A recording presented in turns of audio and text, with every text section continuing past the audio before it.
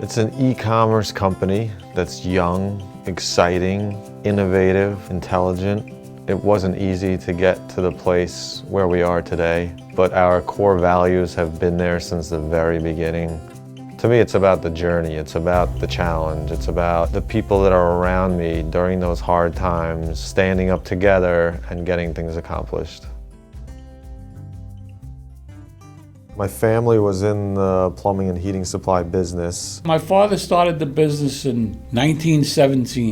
In 1933, he opened up Meyerowitz and Son. And in 1970, my son come in and my son-in-law, and we just kept on growing. I didn't work in the business, the family business, much as a kid. He had said to me that, the internet is where it's going to be. E-commerce was really starting to take off. Then one day he called me up and he said, I want to put your business on the internet. I said, you must be out of your mind. He said, if I'm ever going to do it, this is the time to do it. In 2004, I left my job in finance to go start the e-commerce business. But in the beginning, it really wasn't e-commerce because it took a long time to get the site up. It took probably a year. I was walking around the city with like copper fitting special sheets trying to get business from plumbers in the city. He would call me almost every day. I mean, be on the phone. He said, what's an elbow? What's a street? What's a union, And I said, this is really not going to work.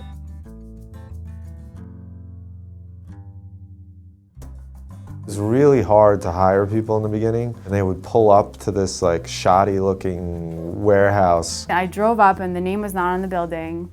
It was like on a dead-end street with like cars everywhere. I made sure my parents knew where I was. And I think a lot of them didn't even come in the door. There was only one bathroom. It was so hot in there. So it was very small and tight. In the morning the calls would come in and we would answer the calls. And then in the afternoon we would be in the warehouse like packing up the orders.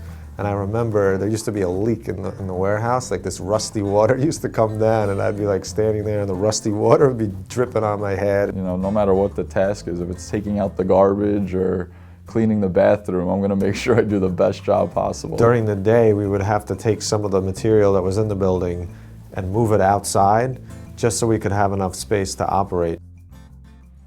In 2014, we changed our name from PECSupply.com to SupplyHouse.com. We spent 3 months trying to develop the name. We came up with probably 1,000 different names. But in the end, we just kept coming back to the same place, which was SupplyHouse.com. And we really wanted a name that was synonymous with the industry and didn't pigeonhole us to one product. And in order to do that, we needed a name that would represent what we do in a better way.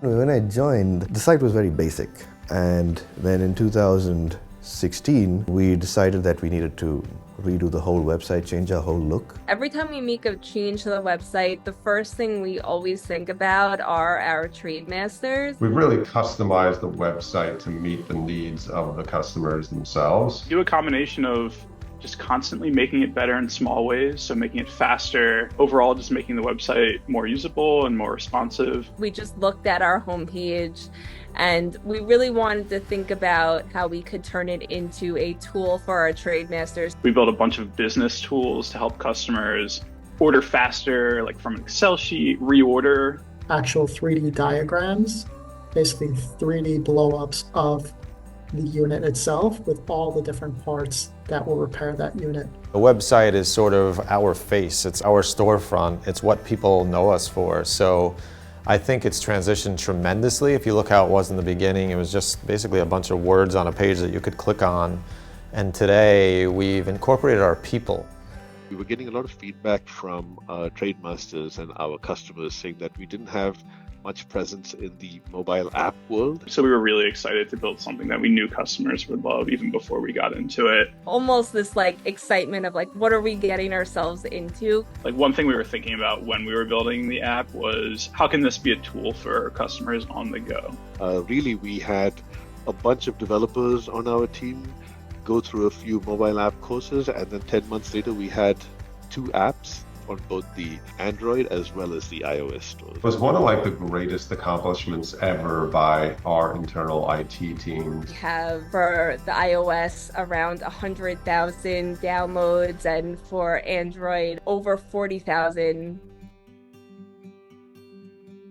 When we start thinking about opening a new fulfillment center, the main objective is to get as close to our customers as possible and get them their product as quickly as we can. We understood that our customers were not being serviced properly all over the country, and it's something that we wanted to make better. In 2015, we opened a new distribution center in Columbus, Ohio, and this was our first time operating multiple distribution centers. In 2018, we opened a distribution center in Reno, Nevada. We have a lot of customers on the West Coast. California is our second largest state by revenue. I think we've done a great job on prioritizing our customers and the great service we provide. We'll have the phones open much later so that those on the West Coast or even customers here in New York can call after work. Texas opened in June of 2021. That's when we made our first hires. Being able to maybe support more of the southeast areas and the southern states. We ended up in an area that's highly concentrated, and we offer local delivery as well. I think the biggest concern was maintaining company culture. Respect and teamwork and that desire to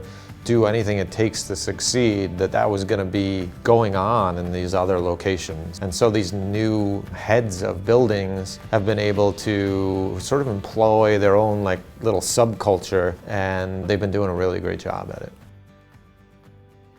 The transition to remote work was one of the biggest changes we ever had in the company. And when I say remote work, it's office roles. The fulfillment center was still going in every day and continues to do so today. It's funny to know where we are today versus where we were back then, because we were such an in-person company. But I will say that we did end up figuring it out like we always do at Supply House. And we really made the remote work world work for us. One of the great things that remote work has enabled us to do is to hire people from all over the country. Not only nationwide talent pools, but even internationally, right? We're increasingly hiring globally now. We, in the end, felt that keeping the team members was more important than being in person. And most of the departments at this point come on site 3 times per year for a couple of days to collaborate, team build, and learn from each other. We've developed a team. The whole employee experience and culture team is devoted to making sure our team members feel connected, feel heard, and appreciated. We continue to hire according to our core values. So everyone is kind and respectful and generous. And whether you're in person or remote, that is the foundation for culture. The thing that I am most proud of now are the people we have in the company. We have so many genuine, good-hearted people. We have such an amazing, wonderful team who are kind, respectful, supportive. Managing that scale of growth year after year is just incredibly difficult. And yet, at all the same time, scaling the culture with the company is really, really impressive. I wish the whole world knew about what a phenomenal culture this is, what a special place it is. We want this to be a place where people feel at home, at ease, comfortable. They can ask anybody anything, and nobody's ever going to laugh at them or think they have a stupid question. I feel like Supply House has just been so fun to work for.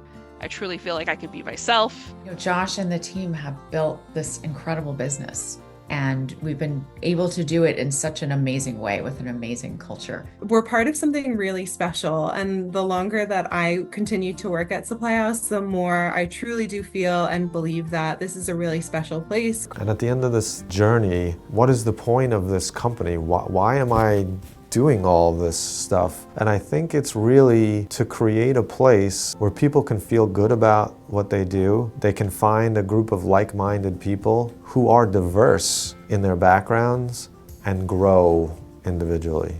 And I don't think there's a lot of places out there where you can kind of feel comfortable and vulnerable enough to throw yourself out there and know that the people on the other end are not going to try and hurt you. And that's the goal that I have here.